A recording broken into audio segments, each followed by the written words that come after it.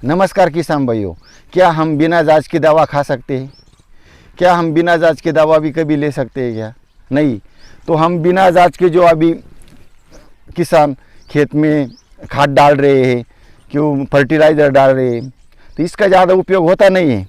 तो चलिए जानिए हम क्या किस तरह से सैंपल ले सकते हैं मिट्टी का, और कब लेना है, कितना लेना है, क्या करने का है, सब जानकारी इस वीडियो में हम अभी दे रहे हैं। तो सबसे पहले जो खेत है वो ऐसा खाली होना चाहिए, और उसके जो पहला है खेत खाली होना चाहिए। दूसरी बात, 1 माह पहले कौन सी भी खाद न डाली हो, इस तरह से होना चाहिए। और जो सैंपल है समझो कम जगह होंगी, 1 एकड़ के आसपास होंगी, तो 3 से 4 जगह से हम सैंपल ले सकते हैं। और जब 4-5 एकड़ होगा तो 8-10 जगह से 8 या 10 जगह से भी हम ले सकते हैं। तो इस तरह से सैंपल लेने का अब चलो जानते हैं कि उसके फ़ायदे क्या क्या है। तो सबसे पहला जो फ़ायदा है सबसे पहला जो फ़ायदा क्या है कि जो हम जांच करेंगे तो जो मिट्टी में ज़रूरत है वही हम खाद डालेंगे, ज़्यादा भी नहीं कम भी नहीं।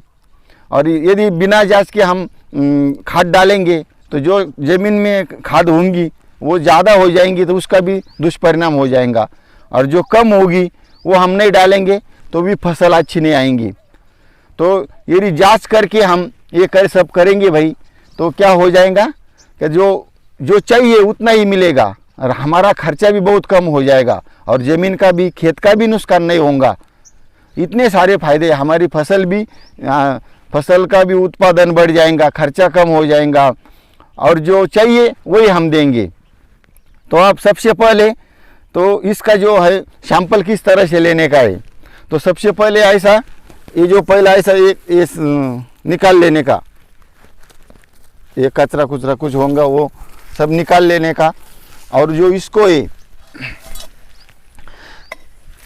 20 से 25 सेंटीमीटर इसका जो गड्ढा है वो करने का, 20 से 25 सेंटीमीटर डीप गड्ढा करने का। चलो हम प्रैक्टिकल बताते हैं।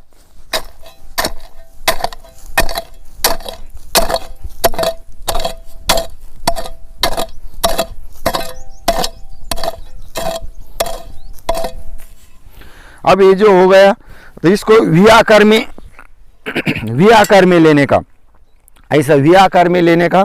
जब वो 20 से 25 सेंटीमीटर हो गया, वी आकार का हो गया, उसके बाद उसको जो है इस तरह से ऐसा काट के लेने का है, ऐसा काट के लेने का है।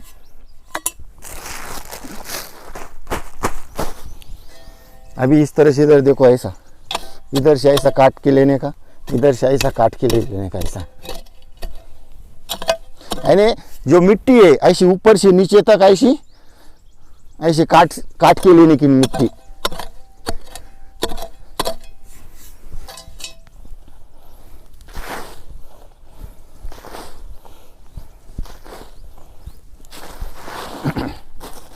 अभी इसको ऐसा सब हमने सैंपल के लिए एक जगह से ले गए, ऐसे आप 4-5 जगह से ले सकते हैं।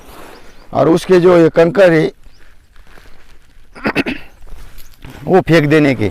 अभी ये हो गई, समझो ज़्यादा जगह की मिट्टी हो गई, तो उसको क्या करने का है, इसको ऐसा डिवाइड करने का है, ऐसा डिवाइड करने का। इधर देखो तुम, अभी डिवाइड करने का है।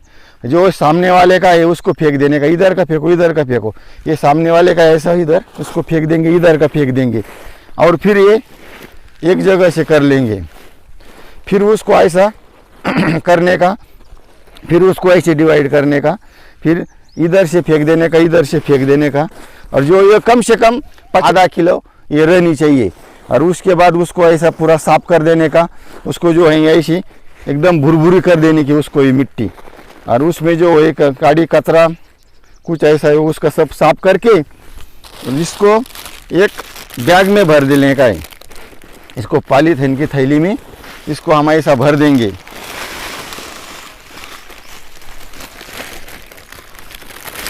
समझो ये इसमें ऐसा भर देने का।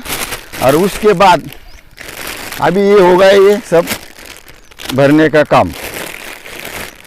तो अभी ये हो गया, ये मिट्टी हमने इसमें भर दी। और इसमें क्या करने का है, जब ये भर दिया तो जो लैब रहता है उस उधर तो बहुत सारे सैंपल आ जाते हैं।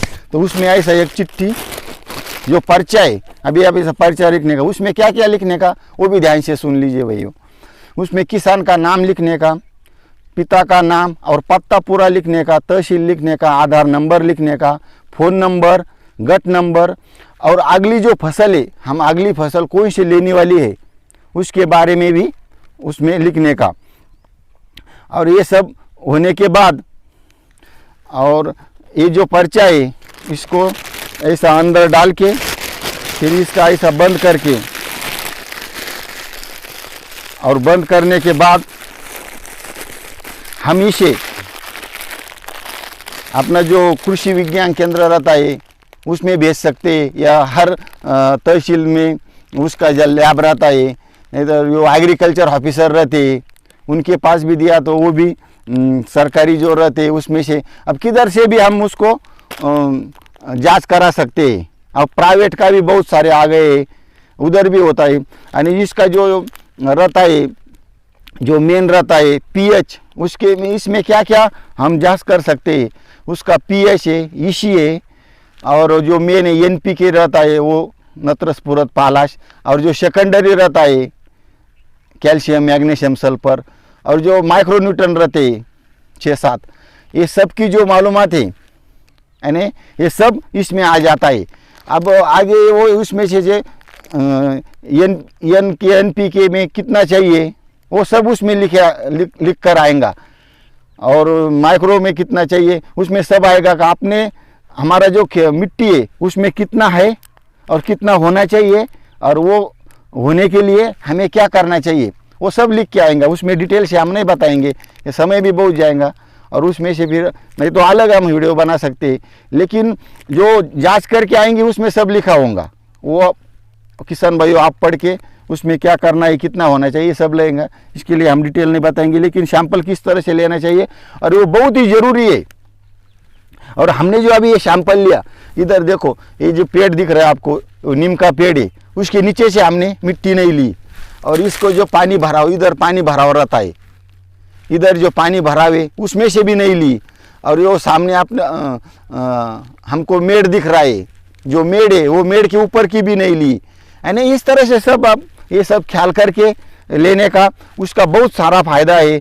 जब तक हम इस तरह से सिस्टमेटिक काम नहीं करेंगे, क्या इस तरह से सिस्टमेटिक हम काम नहीं करेंगे, तब तक हमें जल्दी से जल्दी हम किसान भाई आगे नहीं निकल सकते। नहीं तो क्या है, दूसरों ने 2 बैग डाली डीएपी की, हमने भी 2 डाली, उसने 2-3 डाले तो हमने 4 डाला, इससे काम होगा नहीं, इसमें खर्चा ही बढ़ेगा। और ये दूसरे एक सबसे ज़्यादा जो नुकसान हो सकता है, जो खेत में समझो पोटैश बहुत है, और हमने सामने वाले ने बोला कि 1 बैग पोटैश डालने का, हमने 1 डाला, तो उसमें हो क्या जाएगा, जो पोटैश तो ज़्यादा है हमारे खेत में, और पोटैश डालेंगे तो उसमें से जो दूसरे जो न्यूट्रिएंट रहते हैं उसमें ऊपर बुरा प्रभाव कर गिरता है। एक का बढ़ गया तो उसका जो दुष्परिणाम है वो आगे के अपटेक नहीं कर सकते। जो दूसरे जो माइक्रो न्यूट्रन रहते, दूसरे जो न्यूट्रन रहते, वो अपटेक करने में बहुत दिक्कत आ सकती है। यानी हमारा तो पैसा गया, और इधर में दूसरा जो न्यूट्रन है वो लेने में भी फसल को दिक्कत आ रही है।